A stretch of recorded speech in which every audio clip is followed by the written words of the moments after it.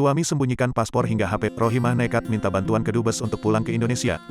Perjuangan Rohimah untuk pulang ke Indonesia ternyata cukup berat. Rohimah yang membina rumah tangga lagi sejak 2 bulan lalu bersama pria asal Turki, Zeki Bayrak Iskandar, sayangnya harus kandas. Alasan Rohimah mantan istri Kiwil itu, memilih untuk bercerai dengan suami Turki karena sikap sang suami tak seperti di awal menikah. Saya kan menikah selain karena ibadah, memang untuk membahagiakan anak-anak saya. Biar ada yang nafkahi, ujar Rohimah di Rumpi No Secret, dilansir dari YouTube Trans TV Official, Kamis, tanggal 26 Mei tahun 2022. Namun saat anak-anak membutuhkan nafkah, Zeki sang suami malah tak mau memberikan sampai-sampai anak Rohimah dan Kiwil itu hanya makan nasi dan kerupuk. Rohimah sebagai ibu, yang mendengar penuturan sang anak tentunya ingin segera pulang tapi dipersulit oleh sang suami kala itu. Karena ketika saya di Turki kehidupan anak-anak miris banget. Sampai makan nasi sama kerupuk katanya. Saya mau pulang ke Indonesia pun dipersulit, sambung Rohimah. Tindakan sang mantan suami itu membuat Rohimah berpikir kalau Zeki amat mencintainya tetapi tidak dengan anak-anaknya. Oleh sebab itu, Rohimah nekat diam-diam menghubungi kedubes Turki untuk meminta bantuan dipulangkan ke Indonesia.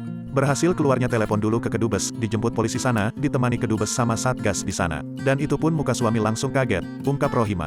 Sebelum proses penjemputan itu, rupanya Rohimah sudah diwanti-wanti oleh petugas agar tak melakukan hal yang mencurigakan, karena jika sampai ketahuan prosesnya akan semakin susah. Sampai dikasih tahu jangan sampai suami curiga, karena sebelumnya paspor diumpetin, ponsel diumpetin.